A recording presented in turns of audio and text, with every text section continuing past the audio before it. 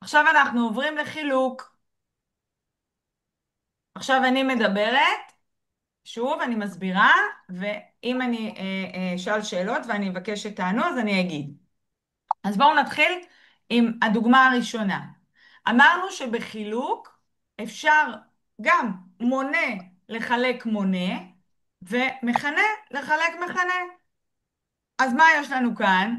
2 לחלק 1, 2, 6 לחלק 3, 2. אה, מה קיבלנו פה? מי יודע שלם, להגיד לי? שלם.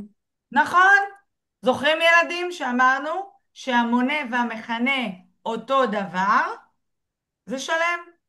כלומר, 2 שישיות לחלק שליש זה שלם. ואנחנו עוברים עכשיו לדוגמה הבאה.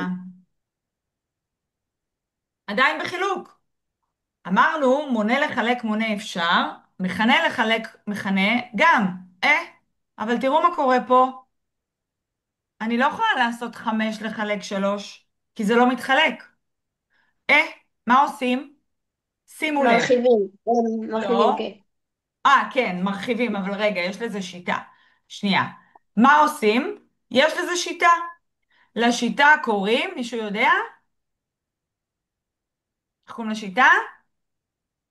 לא, לשיטה קוראים חילוק בהופכי. כן. למה הופכי? הפוך, אתה הופך את השבר. נכון. אנחנו הופכים את השבר. כל הכבוד, אלון. עכשיו אני אראה לכם איך זה נראה. אז הנה הדוגמה שלנו שהייתה מקודם. אמרנו שחמש לחלק, 2 לחלק 1, המונה לחלק מונה, אפשר, כי זה 2, אבל אי אפשר 5 לחלק 3. אז בואו תראו איך עושים חילוק בהופכי, ואני עושה את זה לאט. הדבר הראשון שאני עושה, זה מעתיקה את השבר הראשון כמו שהוא. זה השלב הראשון. השלב השני, אני לוקחת את החילוק והופכת אותו לכפל, כי אמרנו חילוק בהופכי. מה אני הופכת? את החילוק לכפל. זה שלב מספר 2. השלב השלישי, אני הופכת את שליש. מה הכוונה?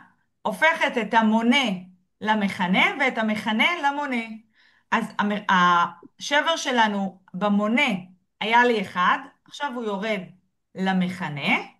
והמכנה שהוא 3 הופך להיות המונה.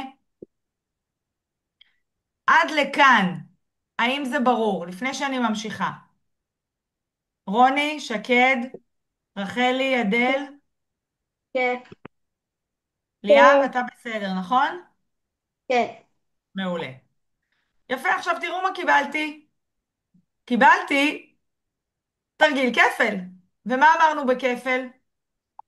לא משנה מה יש לי במונה, לא משנה מה יש לי במכנה, אני יכולה לעשות מונה כפול מונה, מכנה כפול מכנה. אז 2 כפול 3, 6, 5 כפול 1, 5. והנה, פתרתי את התרגיל. אבל רגע, תראו מה קיבלתי פה.